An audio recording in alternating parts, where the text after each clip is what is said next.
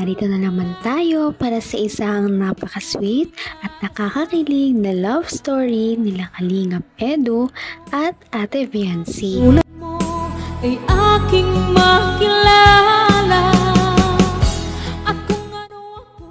Para sa pagpapatuloy ng ating love story ay nandito pa rin ang EDSI Love Team sa kanilang pinuntahan ngayon dahil ang buong Kalingap Team ay nasa Baguio. Pagkatapos ng kanilang paggagala noong umaga na suot ang traditional costume o damit ng mga taga Baguio ay kinagabihan gumala-gala muna sila at marami din talaga silang napuntahan. At dahil nga sa kasikatan nila, marami na rin talaga ang nakakakilala sa EDSI Love Team at sa Kalingap Team. Kaya dinumog din talaga sila ng mga EDSI lovers doon sa Baguio at marami ang nagpa-picture sa kanila. Talagang sikat na ang Love Team na ito, kaya naman nakakatuwa na marami na silang mga supporters. Through wind and through rain, through trouble and pain, if ever my heart strained.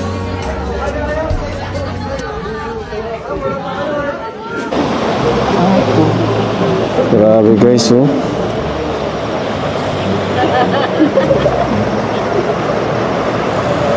Meron din si Baby sa likod.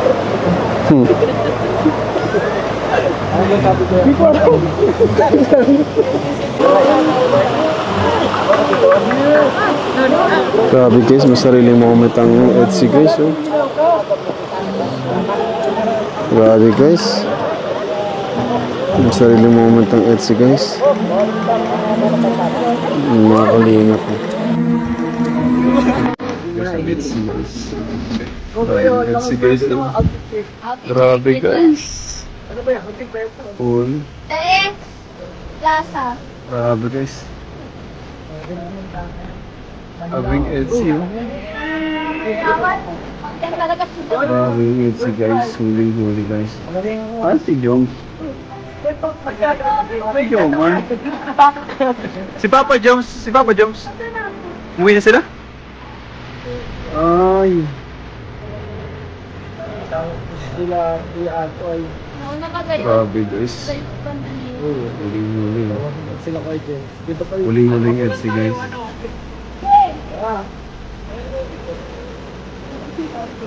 Ay, si Norman, inasturbo ang EDSI. Sabi mo si Norman, mag-isturbuhin. Norman. Okay. Kumusta coach ang bakasyon mo coach dito sa Baguio coach? Sulit na nakapagpahinga. Oo nga, ano, puro trabaho ka rin eh. Parehas tayo. Thank you po. Kaya nga coach. Grabe, sobrang ganda pala talaga sa Baguio. Lalong-lalo na kapag umabot ang gabi dahil marami din talagang mga Christmas lights o mga pailaw doon kaya mas lalong nag-enjoy sa view ang EDSI Love Team at ang buong Kalingap Team. Ikaw lang ang tinitipon. Huling-huling EDSI guys.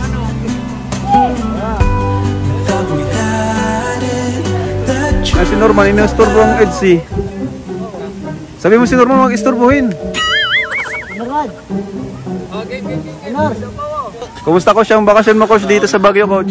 Sulit na nakapagpahinga. Oo nga, ano, puro trabaho ka rin eh. Parehas tayo. Thank you po. Kaya nga coach. Grabe. Saka first time ko hindi po makapagpahinga. First time mo dito sa Baguio? Na nga po, grabe. Ganda no? Malamig po. Malamig po. Sarap mag-OOTD. Oo nga po. Kahit mag-doble-doble ano? Opo. Ay mga Kalingap si coach. Hello po. Kalingap coach, nakapasyal dito. Ganda. Kuya Tats! Ibigay ko na kay Papa mo regalo. Eh siya? Ay di ko nakita. Wala yun sa vlog ko. Ha? Joke lang.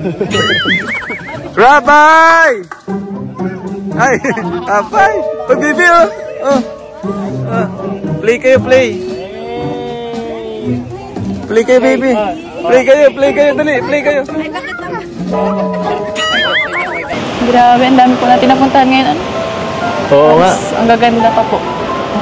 Ang ganda nga. Ganda. Kaya ako po ang ganda. Oo nga, ang ganda. Ganda. Ang ganda naman talaga. Kaya nga po. Oo. Sana mas tumagal pa tayo dito ng konti, no? Para ma-enjoy pa natin ang Baguio. Ano, okay lang po sa'yo? Ano, suot ka tong jacket? Hindi ka man nilalamig? Oo, para di ka lamigin, no?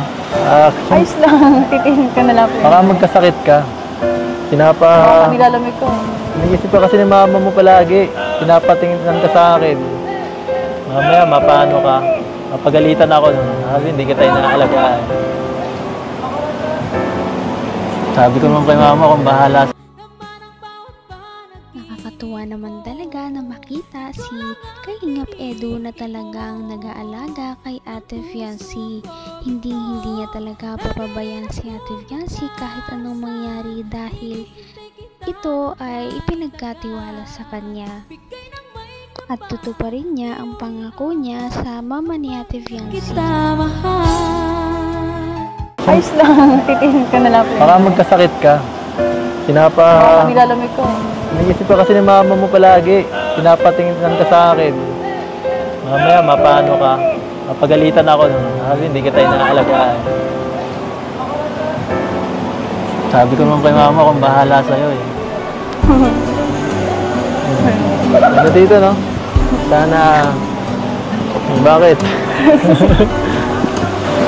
Anong experience mo ngayon sa Baguio? Yung alam mas maganda? Yung ngayon ba o yung dati? Parehas naman po. Pero mas maganda ngayon. Bakit naman? Bakit? Ang daming kasama. Daming kasama na? Tapos kasama ka. Joke lang. Bakit binawi? Bakit binawi? Mas maganda kung ano, no?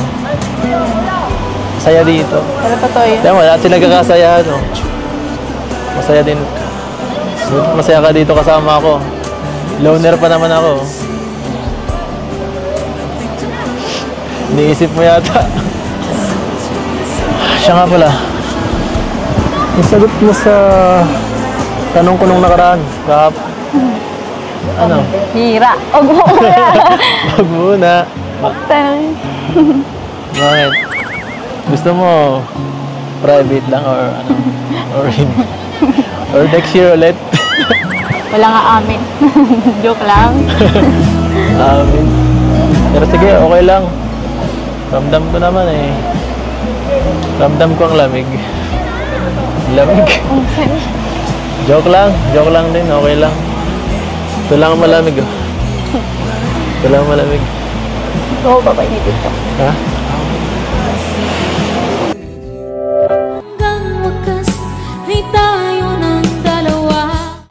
Patagal na patagal ay mas lalong nagiging close ang EDSI Love Team. Lalong nagiging malapit sila kaya naman mas nagiging sweet na sila sa isa't isa. Napapakita na rin nila ang pagiging komportable nila kapag magkasama silang dalawa. Kaya makikita talaga natin kung gaano kalakas ang chemistry ng isang EDSI Love Team. Abot kamay na kita.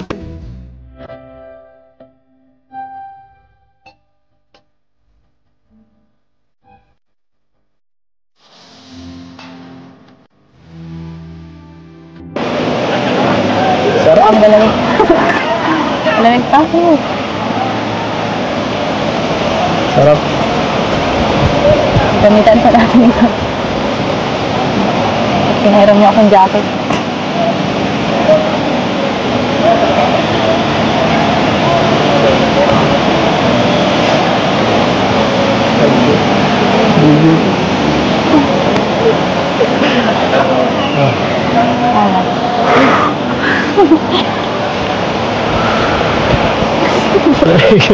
Ang lamig. Ito nga.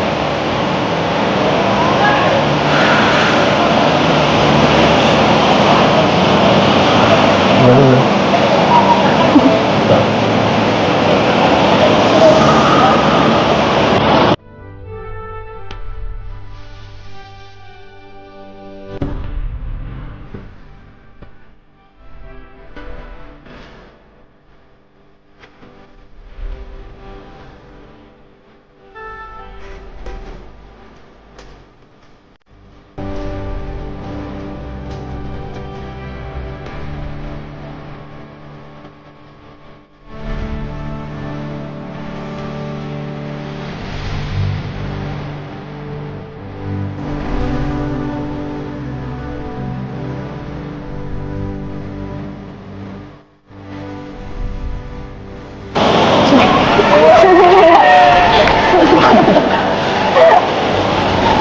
Bigay